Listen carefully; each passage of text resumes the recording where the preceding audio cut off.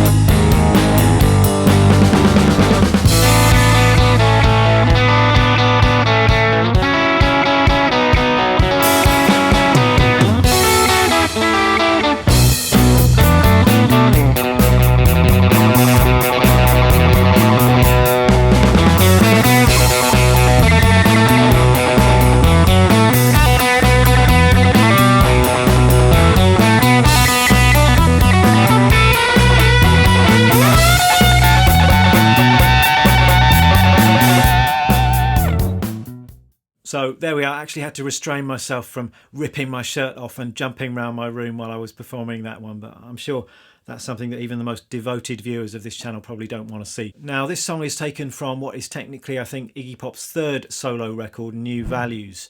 Not quite as well known as the preceding records, The Idiot and of course Lust for Life, but it's actually a real favourite of mine. It's a very strong record. And this record was produced by James Williamson, and I've spoken about James Williamson quite a bit on this channel before. He's one of my favourite guitar players. He's the guitar player on Raw Power, which is one of my favourite records.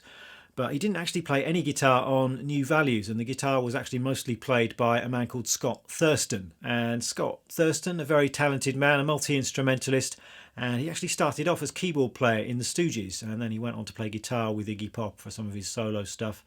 And more recently, he was a member of Tom Petty and the Heartbreakers. So let me take you through how to play this song. We've got some great riffs. We've got a really nice, fierce little solo, which is a real favourite of mine. I'm going to show you how to play that. So let's get started.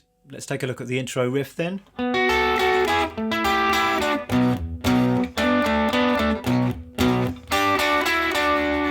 I think I'd describe this song as being in the key of B minor, and we're kicking off with this little shape. So we've got a B, an F sharp and an A in terms of frets numbers. We've got the 9th fret on the D string, 11th fret on the G and 10th fret on the B string. And then from there we're going to this triad shape. This is really just an E triad, so the 9th fret on the D, G and B strings. And on that first shape we're just arpeggiating it, so we're playing strings 4, 3 and 2, and then we're playing the double stop on the 3rd and 2nd strings, then lifting up the 2nd and 3rd fingers to play a double stop at the 9th fret on the 3rd and 2nd strings. So I think the trickiest thing here is it's played quite fast, and it's too fast really to articulate all those notes separately. So what you need to do is actually sweep your pick, just let it fall through those strings. Which is actually a little bit tricky to do, to keep that in time. Just gonna have to let gravity just let your pick fall down through the strings. And then all we're doing is moving that same idea 2 frets lower.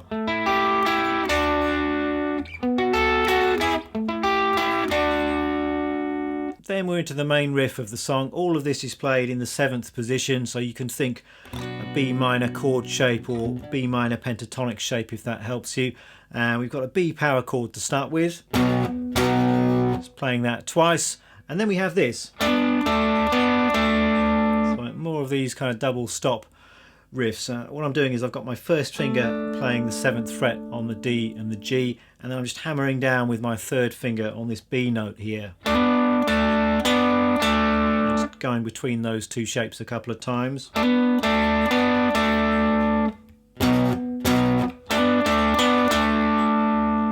and then we have the power chord 2 more times, and then we have this.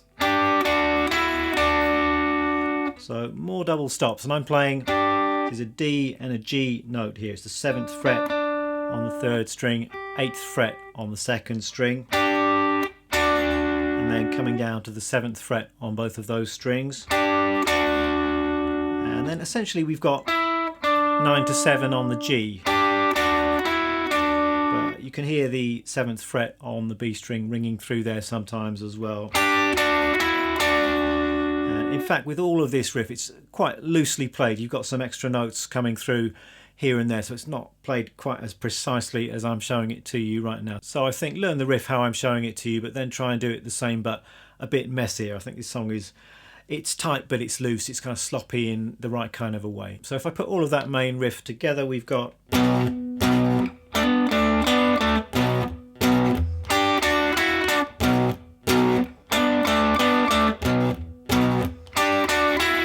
so that's the main riff, that's how I'm doing it. As I say, it is quite loosely played, and sometimes I think I'm hearing some extra notes and things in there, so occasionally the variation on the riff might be something a bit more like this.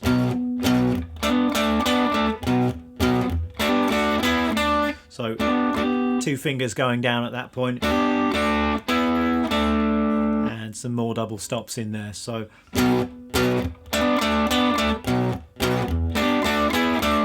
most of the time, to me, it sounds like this. So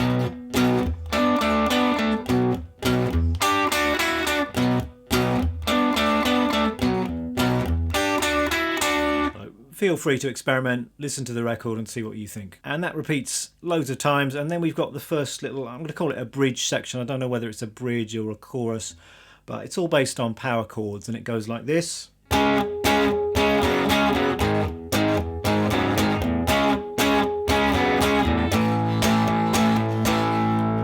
Nice and straightforward. This, we've got a C sharp power chord with a 5th string root. And what you can do is, if you're barring with your 1st finger across all of the strings, you can just lift up your 3rd and 4th fingers, or just your 3rd finger if you're playing a power chord like that, and just adds a bit of variation to the riff. And then we're moving to another power chord. This time it's a 6 string root power chord. It's a G sharp 5. And again, you're doing that kind of lifting move. And back to the C sharp. And then to an A5 power chord at the 5th fret.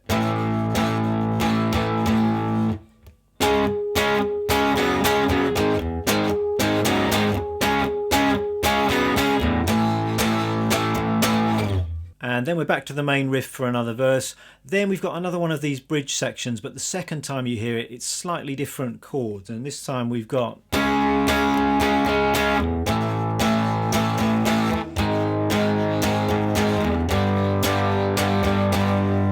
so once again, all power chords here. We've got the C sharp power chord to start with as before, but then we're going to the A5 and then just descending 1 fret at a time until we get to G. So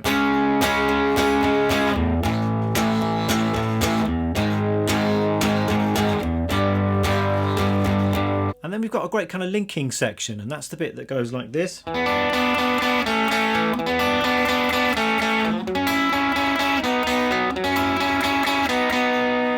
And this is based on the same shapes that we had in the intro of the song, and here we're playing them lower down the neck. So we're starting with this shape here. This is frets 2, 4 and 3.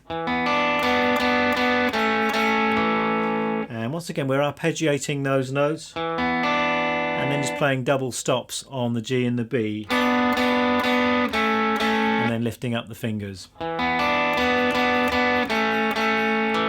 just playing an E note at the end.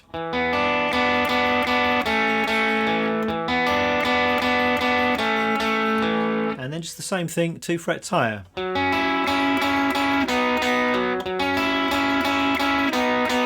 And then we've got a re-intro and into the guitar solo. And I think this is a great guitar solo. It's B minor pentatonic, And we're starting off with some tremolo picking, and we're just holding down this B note here, 2nd fret on the A string. So several bars worth of that, and then we have a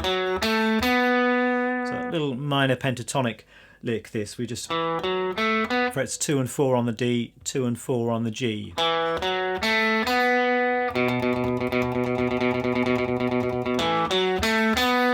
So that's the first phrase. Then we've got this.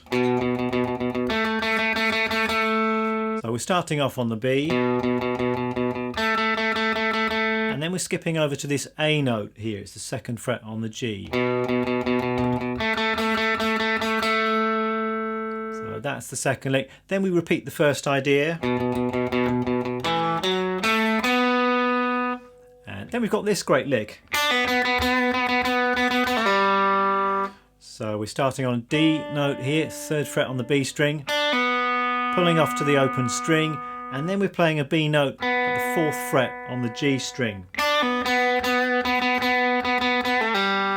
And then a double pull off. We're going from the B, pulling off to the A, and then pulling off to an open G.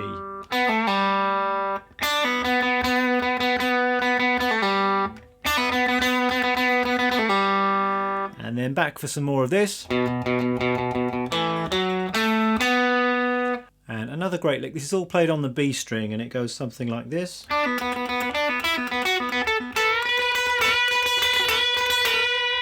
So starting off the 3rd fret, and we're pulling off to the open string, and we've got a little melody going up the B string. It's just going from the 3rd fret, 5th, 7th, and then 10th fret. So it's all B minor pentatonic. But in between these notes, we've just got some open B strings. So we're pulling off to the open B. So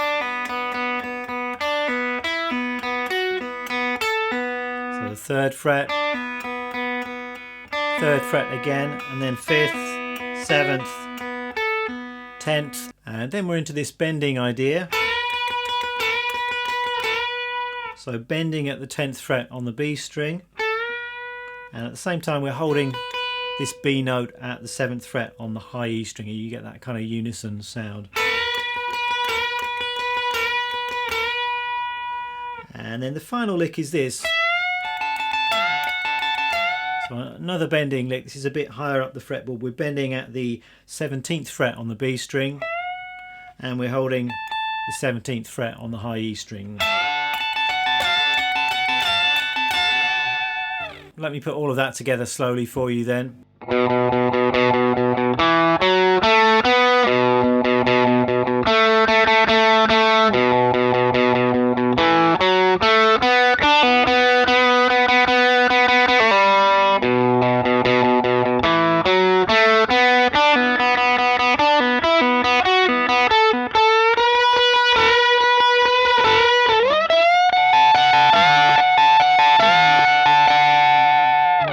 And a bit faster.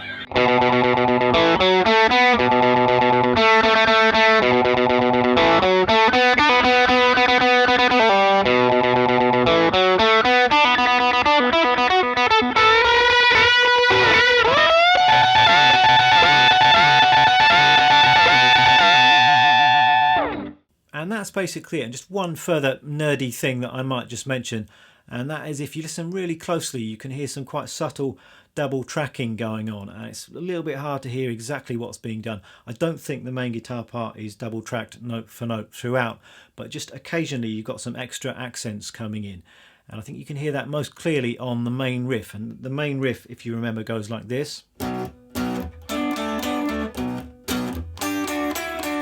And then there's a double tracked guitar which I think is doing something like this. So 1, 2, 3.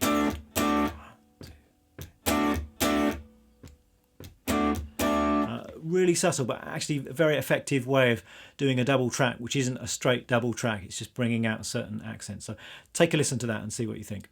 Let me talk you through the gear that I'm using in this video, and I've got no idea what Scott Thurston would have used on this recording. There is a great Old Grey Whistle Test clip you can see of Scott Thurston playing this with Iggy in 1979, I think. It's a great performance, and in that performance he's using what is possibly some kind of Les Paul Jr. type guitar. I'm not absolutely sure. He's playing through Marshalls as well.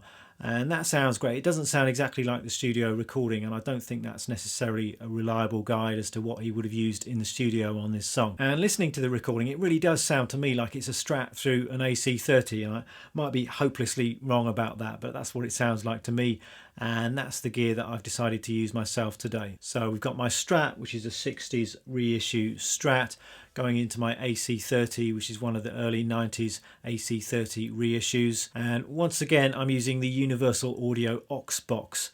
And essentially this is an amp attenuator, and it just enables me to get some natural drive from the AC30 without deafening myself. And what you do is you plug the output of the amp into the aux box, and then you go from the aux box out into the speaker of the AC30, and then there's a dial on the aux box which controls the overall volume. So I'm just taking down the volume slightly in the room. I'm still miking up the amp and recording that as I normally would do. So let's take a listen to that.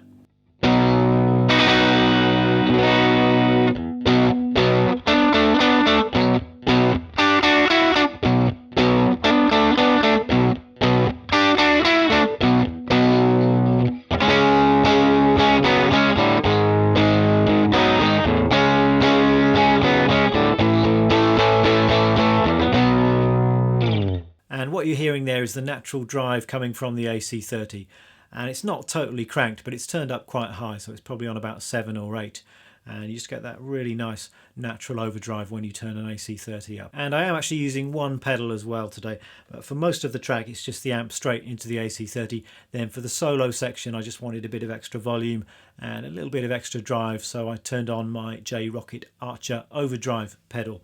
So let me just show you what that sounds like. This is just guitar straight into the AC30, and then with the Archer,